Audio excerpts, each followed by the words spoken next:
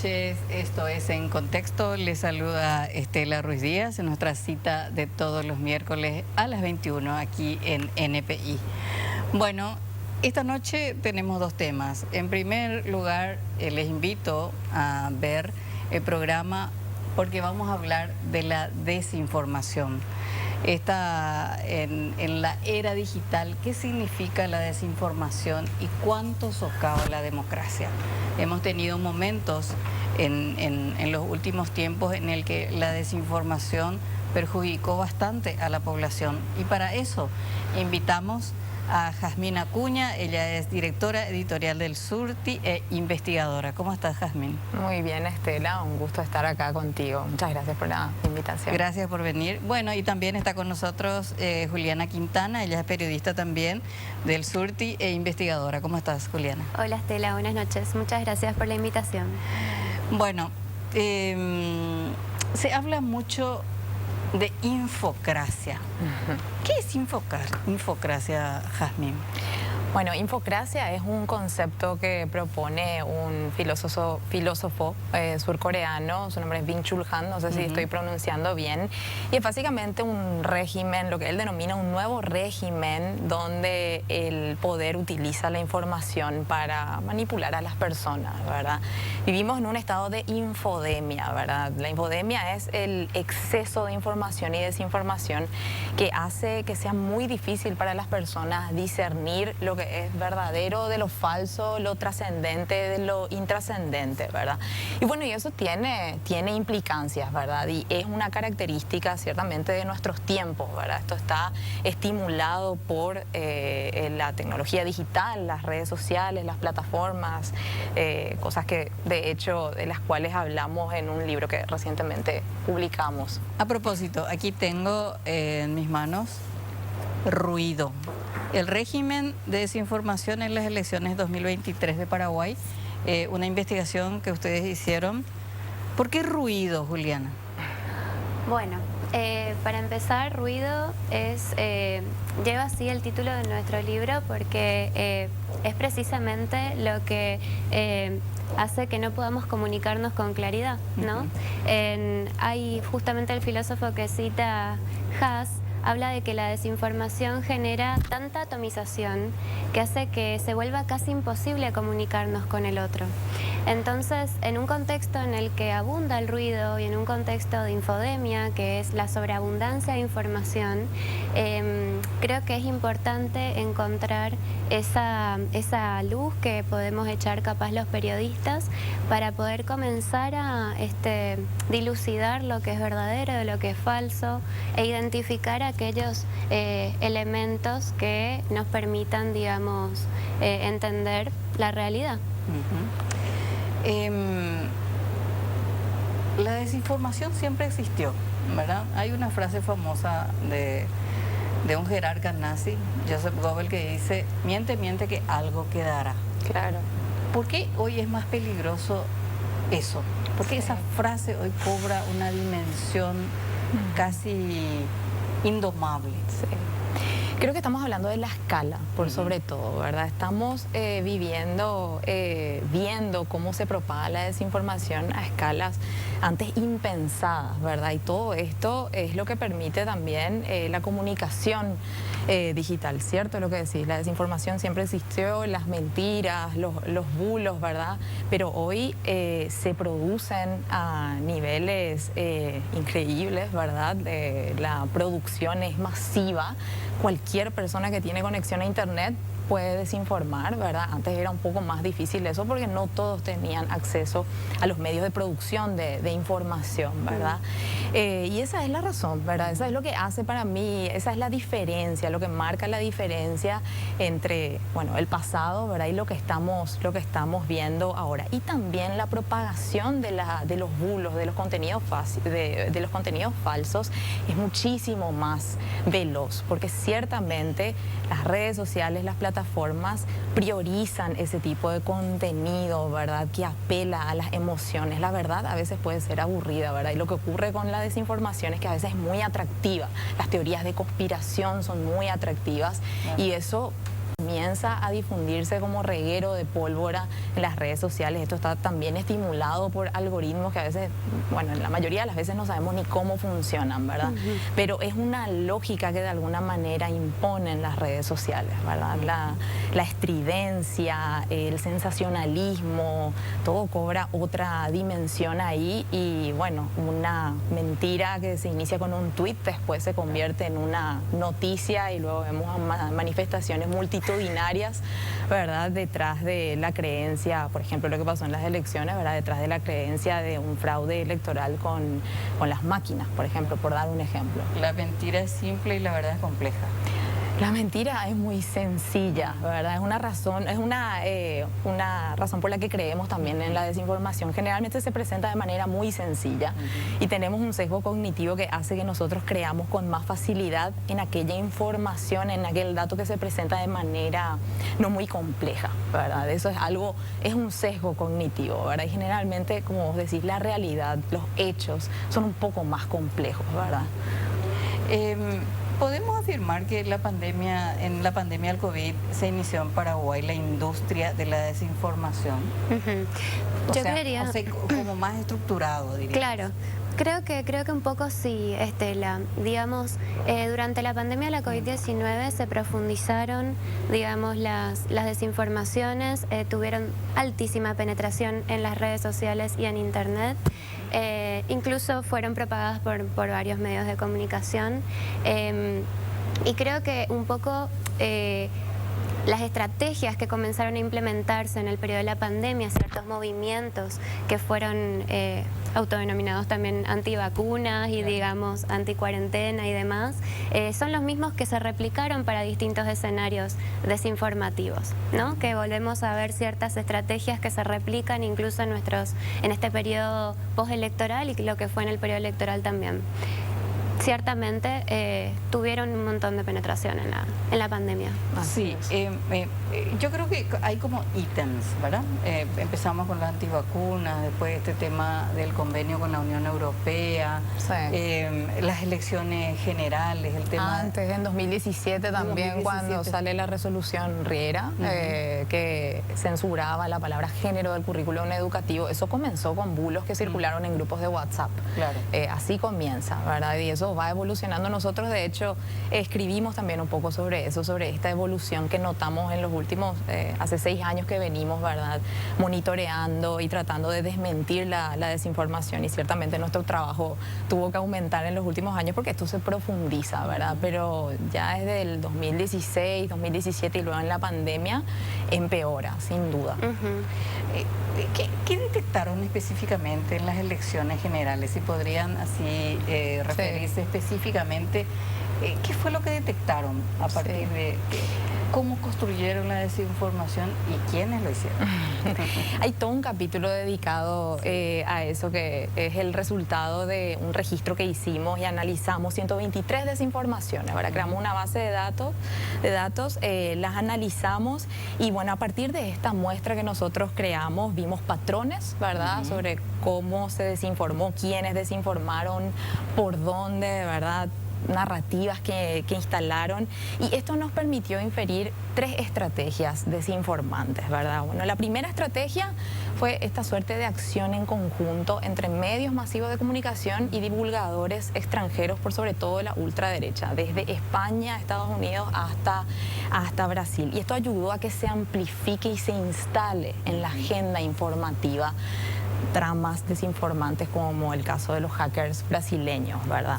Ese es solo un ejemplo, ¿verdad? Y se notaba cómo actuaban como, o sea, estábamos todos como en una cámara de eco, ¿verdad? Donde comienza la desinformación en un tuit y luego ya era noticia, ¿verdad? Era imposible evadir, pero ahí se notó como una suerte de acción conjunta que se retroalimentaban, ¿verdad? Coordinada. Exacto, no tenemos evidencia de que fue coordinada, pero tienen patrones que aparentan coordinación, ¿verdad?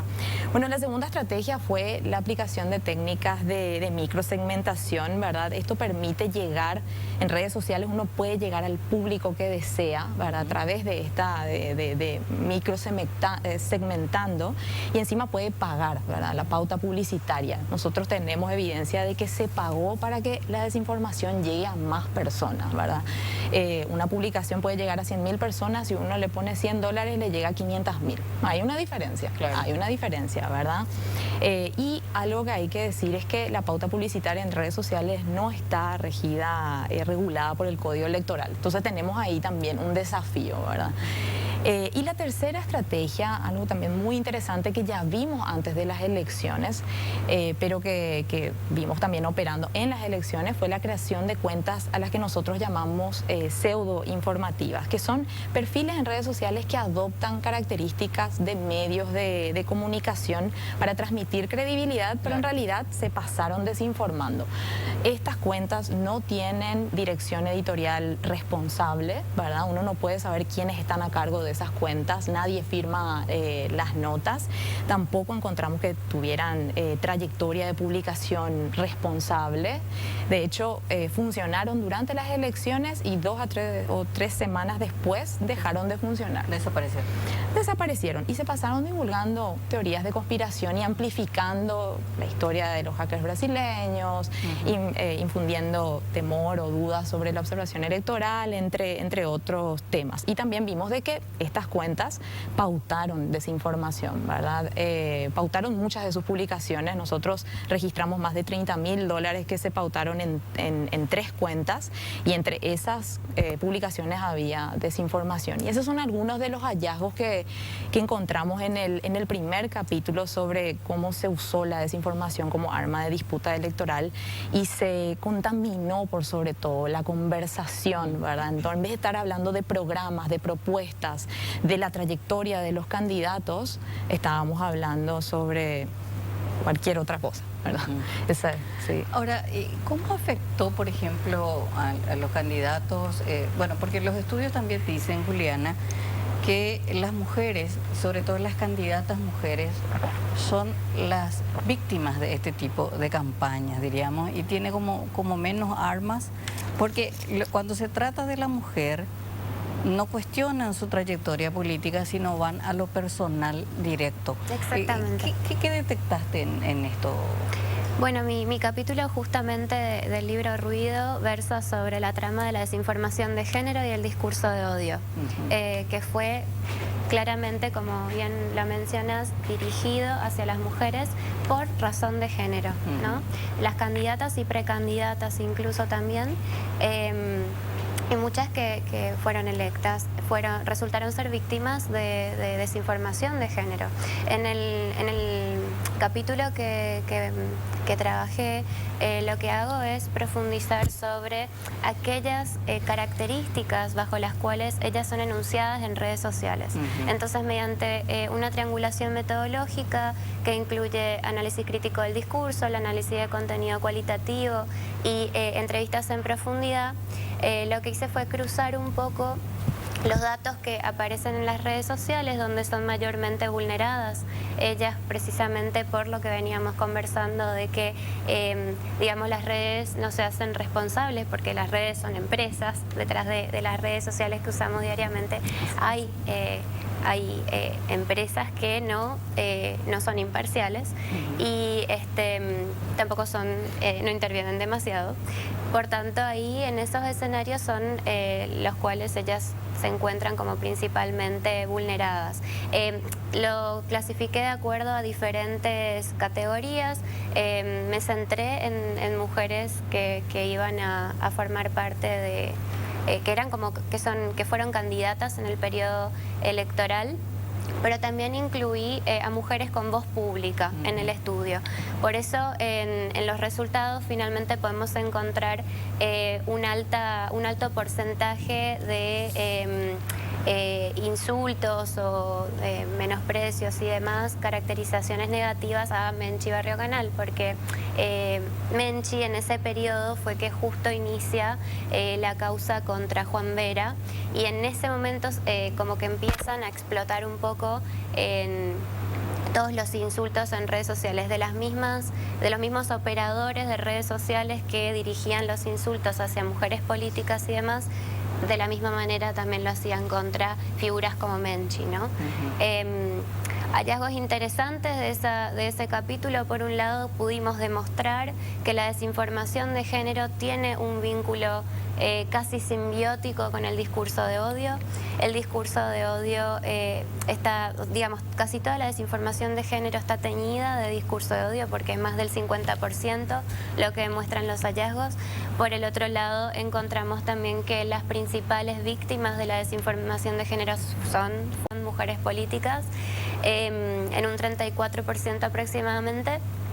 Y que además, bueno, la tarea de los fact-checkers y las fact-checkers en este periodo se hizo complicado, porque en muchos casos los insultos o las desinformaciones, que pueden ser contenido manipulado, engañoso, fabricado, etcétera, pasan desapercibidos por las propias redes sociales, y es más difícil, por ejemplo, para las propias usuarias que son víctimas de estos, digamos, discursos de odio o de desinformación, denunciar a través de la aplicación. Por tanto, digamos, eso es lo que pudimos un poco demostrar. Así también utilizaron muchos de los grandes significantes vacíos que usamos en varios de los debates públicos, como el de la ideología de género, claro, ¿no? Para respaldar un montón de ataques a las mujeres de la Concertación, de acuerdo a este estudio específicamente. Jazmín, hablabas de un patrón, diríamos, de conducta con respecto a la desinformación. ¿Hay un patrón político? Es decir, uno puede decir, ¿tal sector político apeló más a la desinformación en las elecciones generales? Depende del momento en las elecciones. Eso fue lo que encontramos. Antes del 30 de abril, esta idea de que se asestaría un golpe blando en las elecciones para beneficiar a la Concertación a través de un fraude electoral, eso provino de sectores afines al cartismo, eso hay que decirlo, ¿verdad? Desde medios de comunicación, voceros en redes sociales, eso se notó. Después de las elecciones fue el sector de Payo Cubas, ¿verdad? Que alegaban de que se cometió fraude electoral sistemático, generalizado con las máquinas, ¿verdad? Así que, pero podemos decir que igual todos en alguna medida, ¿verdad?, contribuyeron a lo que nosotros llamamos a la polución informativa, ¿verdad? A veces la desinformación no es completamente fabricada, tiene un pedacito de verdad. Generalmente eso es lo que lo hace muy efectiva, ¿verdad? Hay matices, ¿verdad? Hay distintos tipos de desinformación, ¿verdad? Y es bueno también reconocer eso, ¿verdad?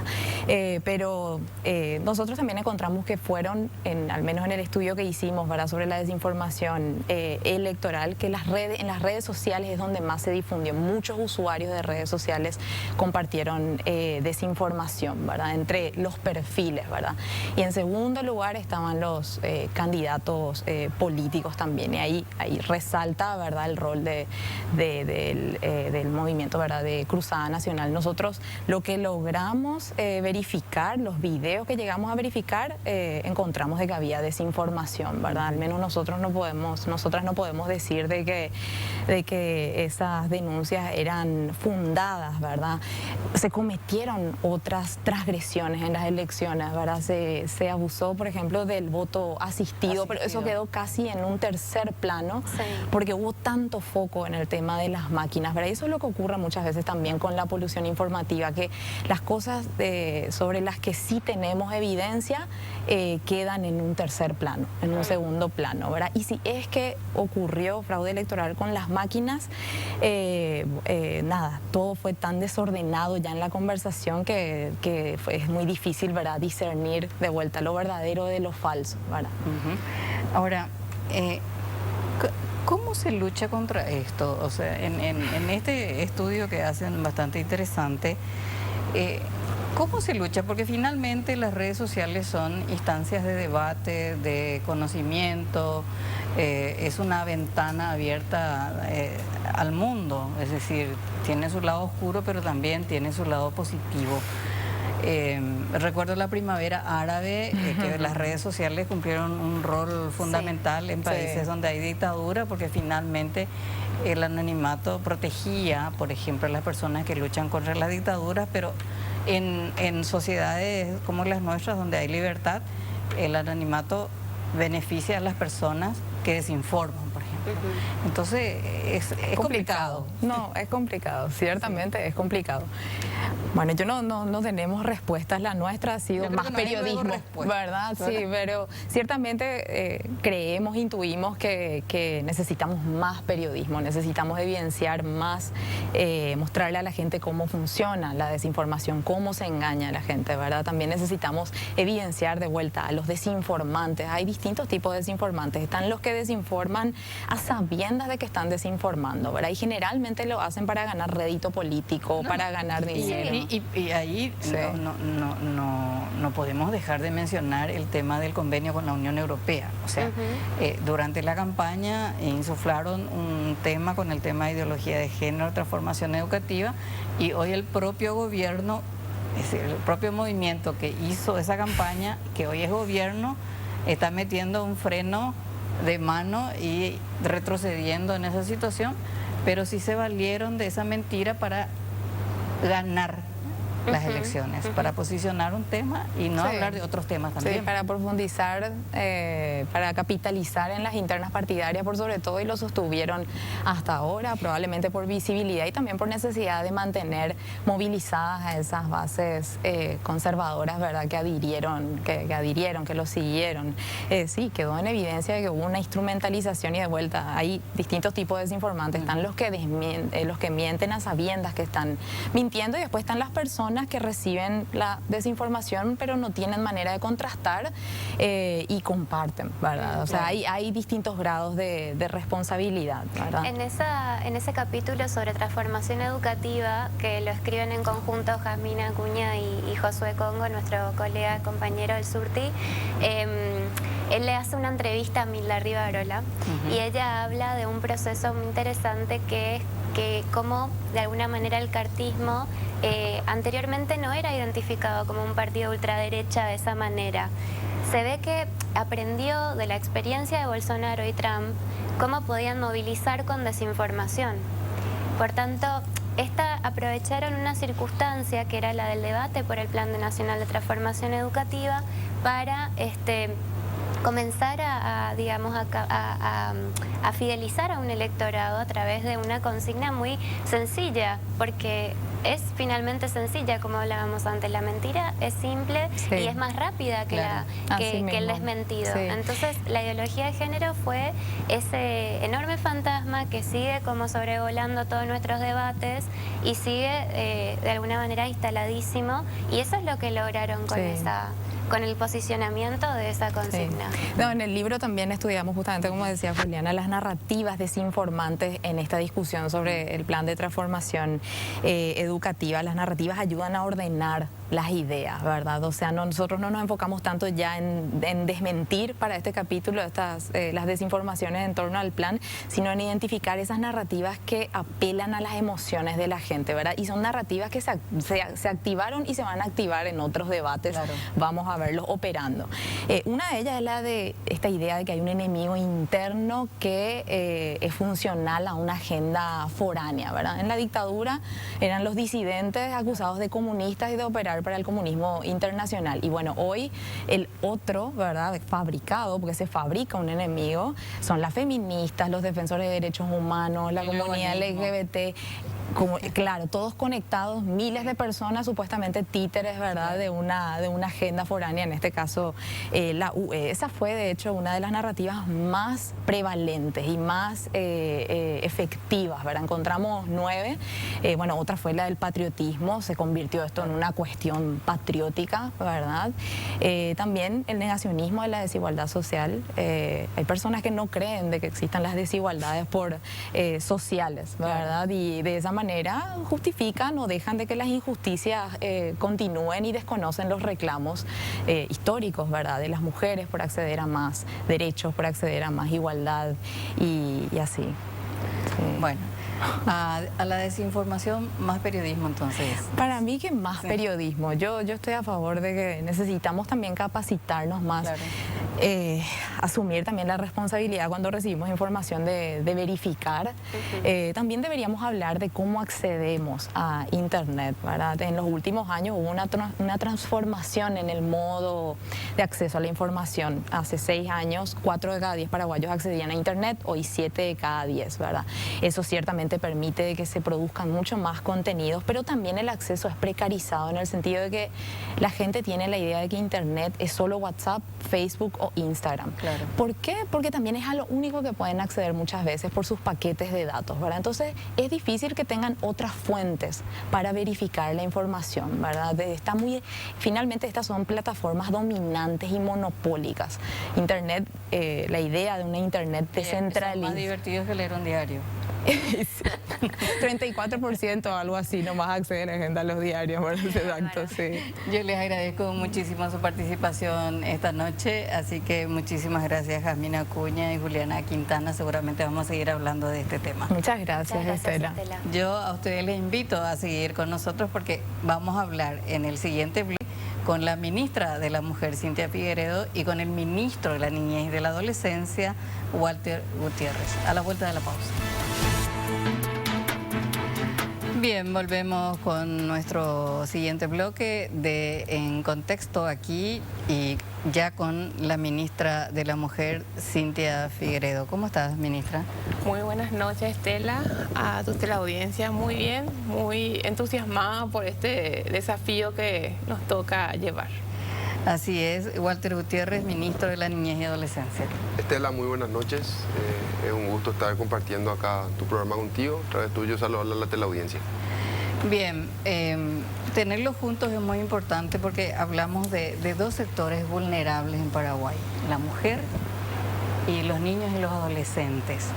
Y es interesante porque en el caso de los nombramientos en estos 2, diríamos que hay mucha idoneidad. En primer lugar, la ministra de la Mujer fue directora de políticas de género en la justicia electoral. O sea, conoce por lo menos políticamente la situación de la mujer en Paraguay. Sí, totalmente. Sí, yo soy directora de políticas de género desde el 2017.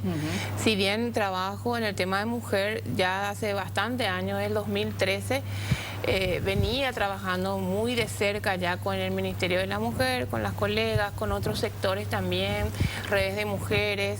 Bueno, es una carrera realmente que la he tomado como un estilo de vida también.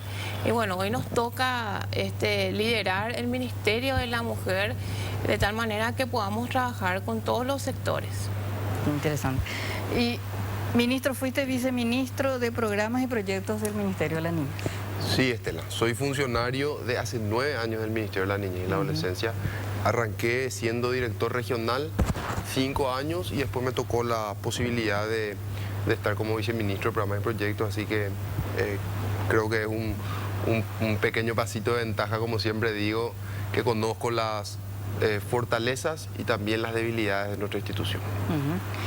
En ese sentido, ministra, todas las encuestas, todas las informaciones nos hablan de que el 78% de las mujeres mayores de 18 años para arriba, sufrieron algún tipo de violencia basado en género.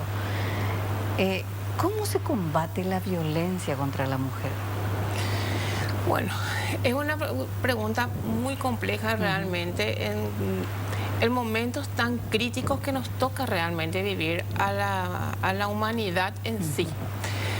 La educación yo creo que es la base de todo. Y no, cuando hablo de educación no hablo solamente de la educación formal ni solamente de la educación de los niños, sino que hablo de la educación en un sentido mucho más amplio que abarque todas las etapas de la vida.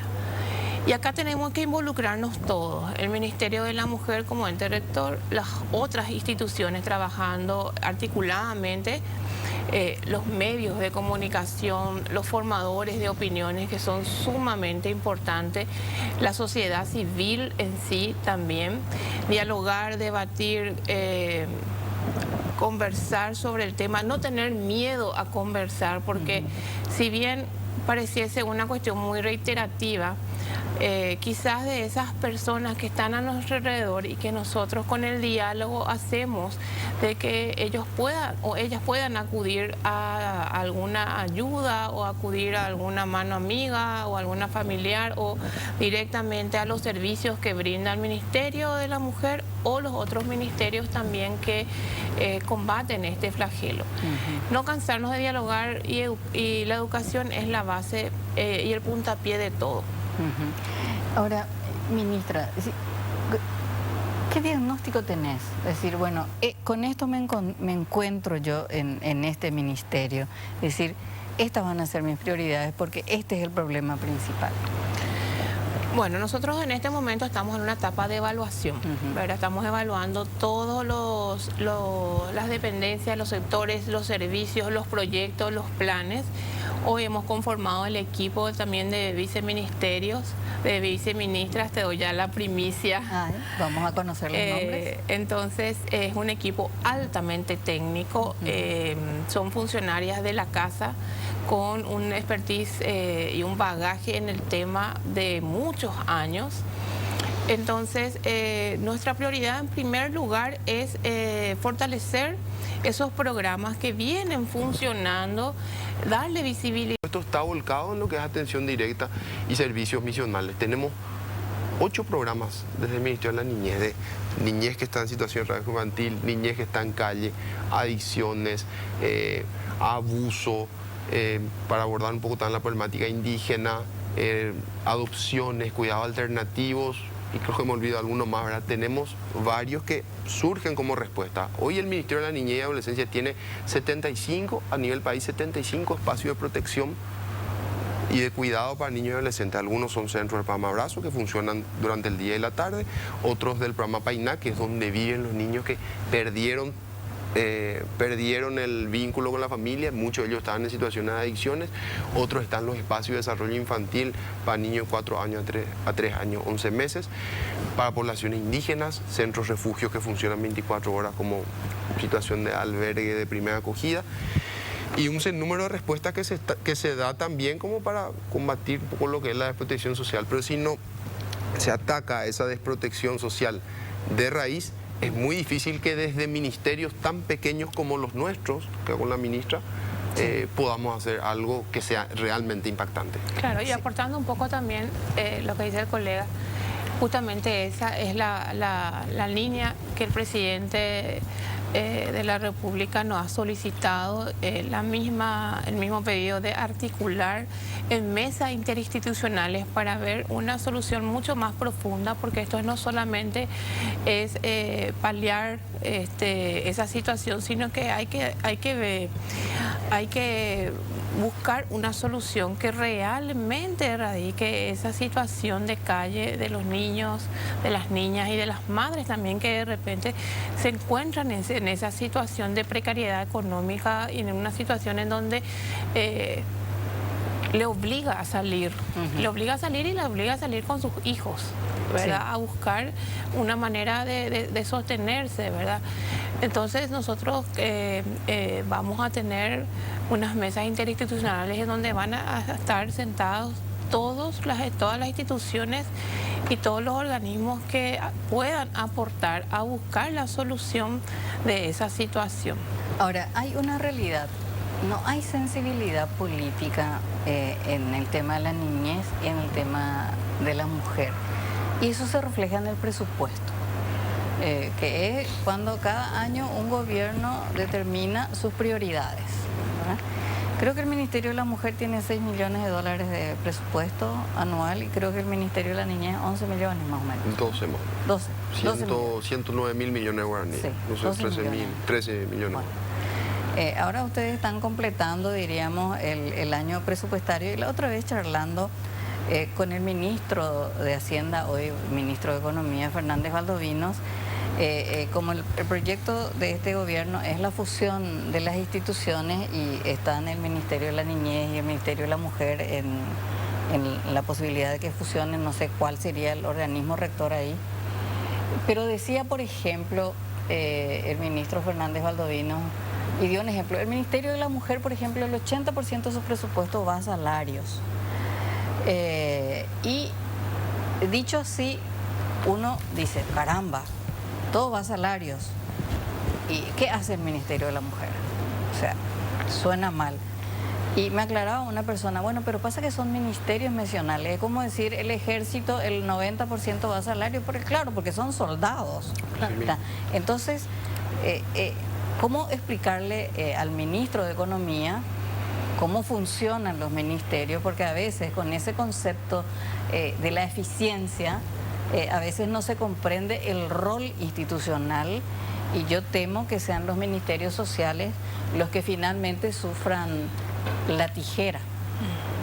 O sea, ¿cómo van a hacer ustedes para convencerle al ministro de Economía que si el 80% del presupuesto del Ministerio de la Mujer va a salarios, no es porque hay tantos planilleros, sino porque esa es la misión del Ministerio de la Mujer? Claro.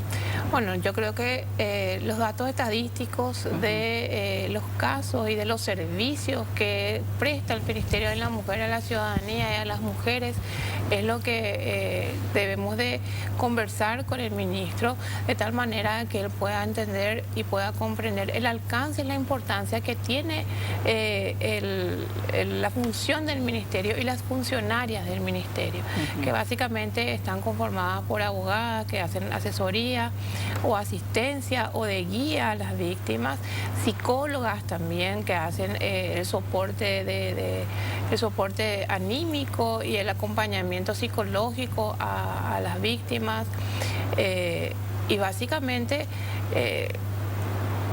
tenemos un escaso recurso humano también de ese sector. Y yo creo que nosotros tenemos que sensibilizar un poco y ponerle un poco más de corazón a los números, de tal manera que se pueda también entender. Quizás el mensaje que se vino manejando tampoco no fue muy claro, de tal manera a que ellos puedan comprender la importancia que tiene estos servicios integrales que se brinda a la ciudadanía. Y los números de los datos de los servicios que hoy justamente, y te comparto rápidamente, el Centro Ciudad Mujer este año ha atendido a más de 14.200 mujeres entre servicios legales, servicios psicológicos, servicios de salud que dan también otras instituciones y otras. Ciudad Mujer ha tenido a 3.595 usuarias. El SEDAMUR, que es ha atendido también a 725 víctimas en la oficina. Se ha atendido a más de 2.742 usuarias con el 137. También tuvimos en la casa acogida en situación de violencia a 31 mujeres asistidas, y ahí también tienen un soporte de psicólogas, tienen un soporte también de asesoría legal. Tapabocas 37 también ha recibido a 104 usuarias, ha tenido, y los centros regionales de mujer a 1.200 mujeres. O sea, yo creo que, y esto todavía es un corte a julio, ¿verdad? Todavía no completamos solamente un semestre, ¿verdad? Y los servicios ofrecidos ya van sumando más de 40.000 servicios ofrecidos a la ciudadanía en los diferentes, a las diferentes usuarias. Yo creo que nosotros debemos de hablar claramente en lenguaje sencillo, de tal manera a que ellos también puedan entender el trabajo misional que tiene el Ministerio de la Mujer, el Ministerio de la Niñez y otros que son ministerios muy sensibles, muy necesarios y que tenemos que fortalecer en realidad, ¿verdad? Fortalecer, apoyar y articular todos los esfuerzos para que esto también se erradique. Ujú. Ahora, en ese sentido, ministro, también tiene ese mismo... ¿Cómo demostrar, diríamos? Un intendente hace un puente o asfalta una calle y se ve, diríamos. Pero salvar a un niño de una situación difícil es un proceso más largo. Sí, es un trabajo de cabildeo y sensibilización, pero vos sabés que me tocó, como estuve ya, y hay muy buena perspectiva por eso, me tocó ya presenciar de que los intendentes estaban desfilando por el ministerio porque querían los programas del ministerio. Ese fenómeno estamos viviendo ahora. ¿Por qué? Porque estamos en un proceso donde a veces que nosotros hagamos todo por la cuestión presupuestaria que estaba refiriendo, es difícil que instalemos un espacio de cuidado y protección, por ejemplo, en un municipio. Pero si ellos ponen su parte y nosotros ponemos también una parte en forma de contrapartida y corresponsabilidades, lo podemos lograr. Te hablo, para los 100 primeros días fácilmente tenemos la posibilidad de inaugurar 10 espacios de cuidado más y de protección para los niños con intendentes. Muchos de ellos construidos incluso por municipalidades, donde nosotros bajamos un poco la metodología de los programas, ponemos parte de los recursos humanos y ellos ponen parte de los recursos humanos, ¿verdad? Y después entra todo el sistema de transferencia, seguimiento, acompañamiento familiar, que es capacitaciones que son parte de nuestros programas. Entonces se puede, yo creo que esta camada de intendentes que entró después del 2021 es una camada fabulosa. No es que nosotros muchas veces tenemos que ir a buscar, sino que ellos vienen y vamos a ir fortaleciendo eso. Quiero tocar un punto también sobre lo que referiste a la parte presupuestaria. Cuando hablamos de presupuesto, inversión en niños, priorización, vuelvo a repetir, ¿verdad? No siempre tenemos que mirar solamente el presupuesto del MINA, ¿verdad? En salud, educación y muchos otros ministerios tienen también la inversión en diferentes programas que son sectoriales, que invierten en los niños. Pero concuerdo con la ministra, ¿verdad? Estos ministerios tienen que ser fortalecidos. Nosotros trabajamos solamente en los programas sociales que tenemos con más de 35.000, casi 40.000 personas entre niños y referentes familiares. Me olvidé de mencionarte algunos, por ejemplo, tenemos también el Fondo de Ayuda 147, el dispositivo de respuesta inmediata de atención a casos cuando suceden casos de abuso, para respuesta a diferentes casos, dispositivo de respuesta inmediata de calle, un programa para víctimas de adolescentes, víctimas de trata, restitución internacional. Hay muchos programas que necesitan también ese músculo político, así como que pueda visibilizarse toda la atención a la niñez en ese sistema de protección, se necesita el músculo político que tiene ahora. Entonces, creo que coincidimos en eso, que estas instituciones deben ser fortalecidas. Yo tengo la convicción de que así será, ¿verdad? En las conversaciones que estuvimos teniendo con el presidente también, justamente estuvimos hablando en estos días y él me mencionó, y a mí en mi caso particular me dijo que para él el ministerio del cual estoy al frente no es un ministerio más, sino que es un ministerio muy importante, ¿verdad? Un ministerio demasiado importante para él. El lunes estuvimos conversando y fueron las expresiones suyas. Además, lo que se presentó es una propuesta del Ejecutivo anterior, que se presenta como un proyecto de ley que otra vez queda como a discreción del Parlamento si se lo aprueba así. Y en el caso que lo apruebe de esa manera, otra vez va a quedar como optativo para esta gestión y administración para ver si procede o no procede, ¿verdad? Está todavía muy en la nebulosa, por decirlo de una manera. La ministra hablaba de la importancia de la educación. Decía, es la base de todo. Y ese es un tema que me gustaría desarrollar a la vuelta de esta pausa, porque hay un dato escalofriante en cuanto a la niñez y la violencia, el abuso sexual, que según las cifras que nos daban instituciones del Estado, nos hablan de que el 80% proviene de familiares, del entorno familiar, el abuso sexual. Y en la educación hay un debate con respecto a la educación sexual en las escuelas. ¿Cómo hacemos para evitar no solamente el abuso sexual en los niños, sino la propia violencia en las mujeres, ese empoderamiento del que hablabas, ministra? Y ese empoderamiento necesita conocimiento de los derechos, pero eso lo vamos a hablar a la vuelta de la pausa. Bien, volvemos con nuestros invitados, la ministra de la Mujer, Cynthia Figueredo, y el ministro de la Niñez y Adolescencia, Walter Gutiérrez. Pero antes les quiero contar que en esta edición de la revista Plus es una edición especial de 12 años. 12 años reconociendo la excelencia empresarial. Un resumen completo del Top of Mind 2023. Elegir deja una marca inolvidable en cada uno de nosotros. Revista Plus, actividad y resultados, te informa con las noticias más relevantes de la economía y negocios del Paraguay y el mundo en tiempo real. La revista Plus, entonces les invito a leer. Bueno, les decía, antes de entrar al tema de la educación, de la importancia de la educación para el empoderamiento tanto de niños como de las mujeres, decías, ministra, que ya tenés a tus viceministras. Sí, hemos conformado un equipo sumamente técnico, con una experiencia de muchos años. Te voy a dar la primicia. Sí, bueno, en el Viceministerio de Igualdad está la doctora Sonia Brucker. Ella es antigua funcionaria del Ministerio de la Mujer y ha trabajado muchísimos años, está actualmente en la Cámara de Senadores en el Comité de Género de la Cámara. Y es una persona con muchísima experiencia en el tema, ¿verdad? Que tiene un bagaje increíble y un aporte técnico que le va a dar justamente esa mirada a ese viceministerio. Luego le tenemos a la doctora Silvia Hack. Ella va a estar en el Viceministerio de Derechos por la Mujer. También ella sí es funcionaria activa del Ministerio de la Mujer, con una experiencia de más de 11 años en el área y específicamente en esa área del viceministerio. Entonces apostamos también a alguien de la casa que sabe lo que hay que hacer, cuál es la misión y cuál es la visión y sobre todo la problemática a que se va a enfrentar. Y bueno, también tenemos muchas expectativas en ella. Y por último le tenemos a la doctora Yolanda Gómez. Ella es viceministra de Asuntos Técnicos y Administrativos.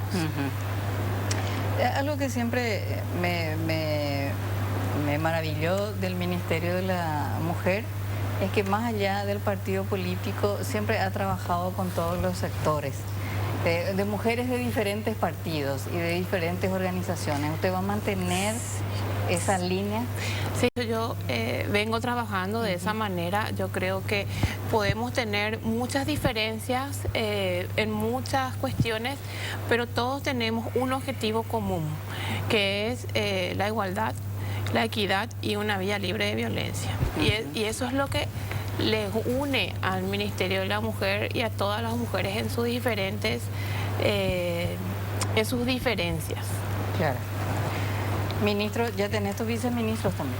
Ya tengo, hoy salieron los decretos. ¿Quiénes son?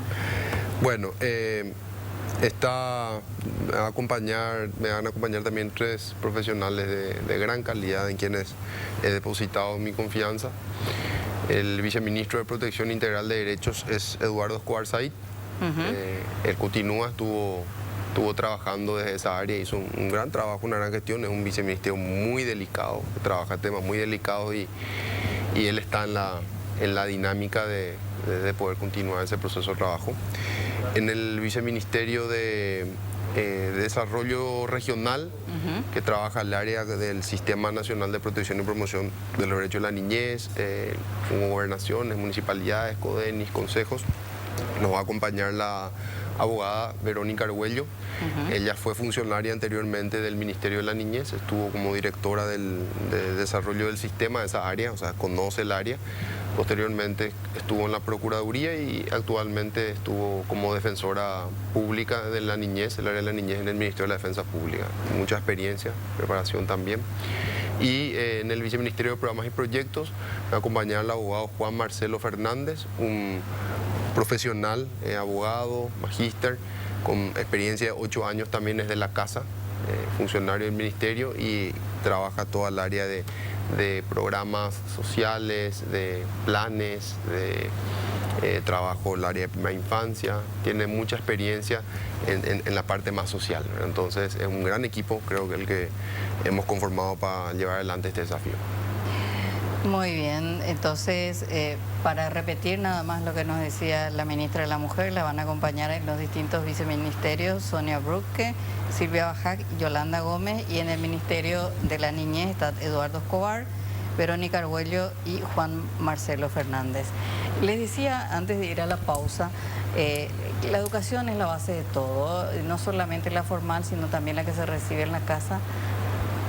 Las niñas y las mujeres que tienen un hogar constituido, por llamarlo de alguna manera, y ministro, lo mismo.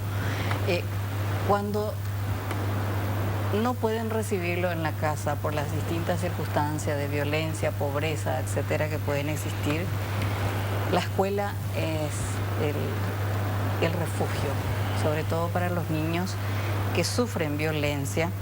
Y ¿cómo se le enseña a los niños a detectar un eventual o un potencial peligro de abuso sexual si en la casa está el enemigo? A ver, la información es la clave. La información es la clave. La escuela es un lugar estratégico para trabajar también la propia comunidad y también con la familia, ¿verdad? La propia ley habla, el artículo 14 del Código de la Niñez y la Adolescencia, que habla de que se garantizará la educación en esta área con activa participación de la sociedad y principalmente de la familia. Acá el secreto es que se pueda realizar esta educación conforme a la edad del niño, conforme al grado de madurez, y es importante que se lo pueda hacer entre todos. Y la escuela es un lugar clave y fundamental donde están los niños, lastimosamente no el 100%, pero se hace el esfuerzo de que todos los niños estén en la escuela, pero donde se tiene que desarrollar estas habilidades para que ellos puedan detectar estas situaciones peligrosas, porque decías vos, con estadísticas que son acertadas, 8 de cada 10 niños sufren violencia sexual dentro del seno familiar. Como siempre, aclaro, eso no significa que todas las familias son malas, totalmente. pero tenemos una estadística que nos da el Ministerio Público que 3.500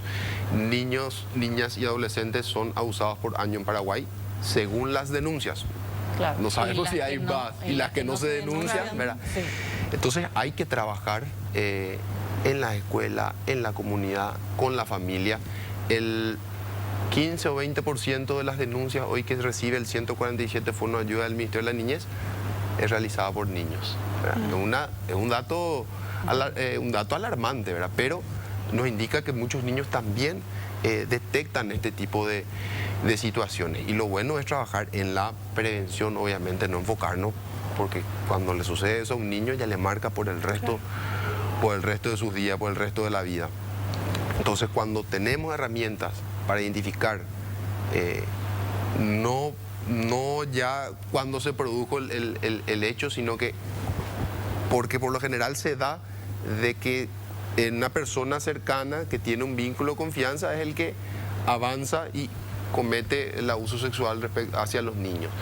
Y no es un proceso abrupto, es como una relación de poder, un vínculo de poder, se va ganando la confianza, pero cuando el niño ya tiene ciertas herramientas, ya puede levantar las alertas y ya puede contar también a algún adulto referente de su confianza y puede evitar que sucedan estos hechos. Entonces la información es clave. La información es clave. Es lo mismo más o menos, ministra, en el tema de la mujer. Y es lo mismo, ¿verdad? Nosotros realmente preferimos la prevención. Prevenir siempre es mucho mejor que llegar a los hechos indeseables. Las campañas deben de ser, aunque parezca repetitivo, aunque canse, las campañas hacen que fije esa información, hace que aclare esa información y hace que también de que llegue el conocimiento de los derechos de las mujeres, de los niños, de los adolescentes, de las niñas. Entonces, campañas claras, campañas fuertes, campañas en donde el lenguaje sea sencillo, porque así de esa manera pueden acudir en el caso de que existiese una situación que no queremos, ¿verdad? No cansarnos de dialogar. Ahora, ministra, hay como un debate y hay como que entró en cuestionamiento fuerte la perspectiva de género. Hay como una confusión con la ideología de género, pero en este momento hay como un ruido en el debate político y la perspectiva de género en las políticas públicas es fundamental. La perspectiva de género en la política es esencial porque es la única manera que podemos identificar la población o el universo para poder tener políticas públicas, para poder generar esas políticas públicas. Si nosotros no medimos con perspectiva de género o sencillamente entre mujer y hombre para hablar claramente, no podemos saber cuántas mujeres están en una situación de pobreza o cuántas mujeres pueden, hablamos de datos estadísticos así gruesos, no podemos, por ejemplo, saber cuántas mujeres acceden a la educación universitaria, a la educación terciaria, a la educación secundaria. Sí o sí tenemos que mirar el universo y dividir entre hombres y mujeres para poder identificar dónde están las debilidades, dónde hay que trabajar, qué políticas públicas debemos de tener o qué acciones rápidas debemos de incursionar. Y eso es en todas las áreas. En ese sentido, creo que el Ministerio de la Mujer es como una entidad tipo custodio de los objetivos del desarrollo sostenible, ¿verdad? Entonces, hay ahora como unos ataques a esa perspectiva de género por parte de determinados actores políticos y usted comprende muy bien porque usted viene de la justicia de la electoral donde trabajó el tema de empoderamiento de la mujer, ahora usted dice que quiere trabajar con el empoderamiento económico también y eso requiere cuando hay una política pública de perspectiva de género, por ejemplo, por dar un dato, el 34% de los hogares paraguayos está manejado por mujeres. Si uno no hace políticas públicas de, por ejemplo, financiamiento o préstamos a las mini pymes dirigidas por mujeres, eso es perspectiva de género. ¿Cómo empoderamos económicamente a una realidad donde hay un porcentaje alto de mujeres jefas de hogar, por llamarlo de alguna manera?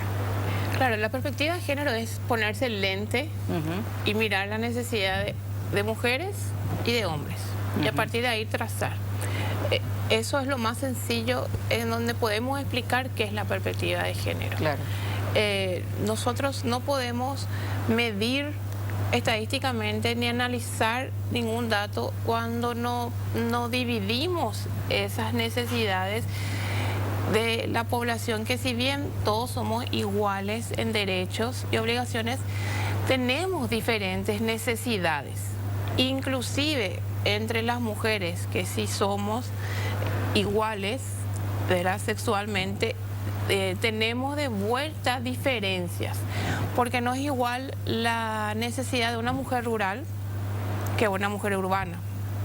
No es igual la necesidad de mujeres en edad de procreación que mujeres mayores de 50 años. O sea, son necesidades diferentes en donde la perspectiva son diferentes y tenemos que enfocar de esa manera para poder generar políticas públicas. Claro, y hablábamos, ministro, también con respecto, no sé cómo llamarlo, la perspectiva desde el punto de vista de los niños y adolescentes, si enfocáramos con el tema de la violencia, por ejemplo, ¿cómo hacer políticas públicas a partir de una realidad lacerante? Mira, Estela, la violencia hacia la niñez no es que va creciendo, lo que ahora se va visibilizando y está muy posicionado el tema. Ahora cada vez tenemos más bocas receptoras de denuncia, hay más facilidad de denunciar y la gente sabe dónde denunciar, cuándo denunciar y cómo denunciar. No podemos desconocer también, tocando un poco el tema ahí, las brechas que aún hoy existen entre niñas y niños. Porque hay que tener claro, acá el concepto es niña y niño, no desvirtuar. Claro. Es niña y niño como hombre y mujer, ¿verdad? Esa es la realidad en Paraguay.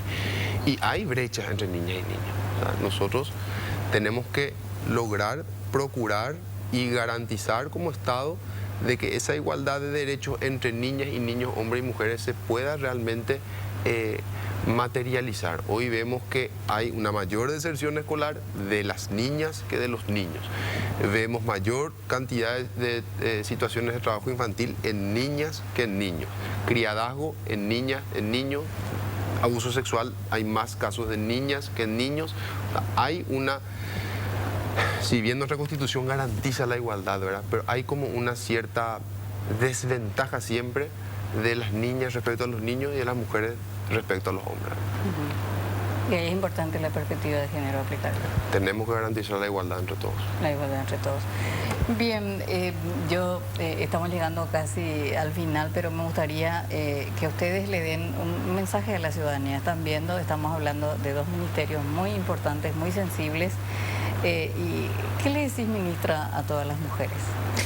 Bueno, en primer lugar, les pido realmente, si en algún momento, si existe alguna situación, se acerquen a las instituciones, pero también les pido de que ellas puedan desarrollar sus vidas, que ellas se tengan como sujeto, que se quieran como mujer, como persona, y que busquen realmente su bienestar, que busquen, que se preparen, que estudien, que miren más allá de lo que pueden hacer. Trácense objetivos. Cuando una mujer es una mujer sana, educada, es una mujer empoderada, es autónoma, directamente brinda a la sociedad un bienestar, a la familia un bienestar. Una mujer que puede realmente desarrollarse en plenitud en la vida, automáticamente aporta a la sociedad, aporta en su vida misma y aporta a la familia, a la sociedad y al país en sí. Ministro. Bueno, que los niños, niñas y adolescentes no son el futuro, son el presente, que vamos a dejar todo desde nuestra capacidad institucional, buscando también un reordenamiento para optimizar los servicios misionales de atención directa para dar una respuesta cada vez más efectiva desde nuestros programas, desde nuestro rol de atención directa del ministerio, pero que, como decimos siempre, todos somos responsables, familia, sociedad y Estado. Y cuando hablo de Estado, hablo de las diferentes instituciones, ministerios, desde las gobernaciones, municipalidades, de velar y garantizar el desarrollo armónico de nuestros niños, ¿verdad? Vamos a procurar que entre todos podamos garantizar un cumplimiento efectivo y el acceso efectivo a los derechos de los niños. Hay una deuda muy importante, histórica, de hace muchos años con nuestros niños, que me encantaría seguir formando parte, ser parte crucial y determinante en que esas brechas puedan ir disminuyendo. Y entre todos, yo rescato lo que vos dijiste, ¿verdad? Que entre todas las instituciones, entre todo el gobierno, entre todo el Estado, sociedad y familias, podamos contribuir para que cada vez haya menos desprotección social y cada vez haya más protección social. Yo sé que es un tema polémico, ministro, pero en esos albergues, por ejemplo, si ustedes encuentran adolescentes niñas lesbianas o varones homosexuales, no se les va a discriminar en sus derechos. Por supuesto, la Constitución de la República del Paraguay garantiza que todos los paraguayos y paraguayas somos iguales en dignidad y derechos, y hay un principio de no discriminación. Es más, hubo más de un caso de adolescentes que obviamente tenían otra orientación sexual, y hubo un problema porque no existe un albergue o un dispositivo de protección en ese caso, ¿verdad? Y tuvimos que recurrir a familias acogedoras, y bueno, fueron protegidas por familias acogedoras que son familias que sinceramente, yo digo como siempre, yo tienen el cielo ganado. Las familias acogedoras que reciben a niños, niñas, adolescentes que están en algún tipo de situación de desprotección, separados de su familia por alguna circunstancia. Bien, ministro, le agradezco muchísimo haber participado de este programa, y por supuesto esto está abierto para que sigamos debatiendo. No, esta es la voz por la invitación, y estamos atentos a poder acompañarte siempre en este espacio. Ministra, muchísimas gracias. Gracias, y Tela. éxitos. Gracias, Tela, gracias por el espacio y bueno, estamos acá a las órdenes y sabemos también que a través de ustedes vamos a llegar a cada familia, a cada mujer, a cada niño, a cada niña, de tal manera a que las opiniones también que ustedes den y creemos conciencia también, que es sumamente importante, no cansarnos de dialogar, no cansarnos de comunicar y no cansarnos y no tener miedo de hablar de estos temas. Así es. Muchísimas gracias a ustedes por estar una vez más con nosotros. Nos volvemos a encontrar el próximo miércoles a las 21 horas.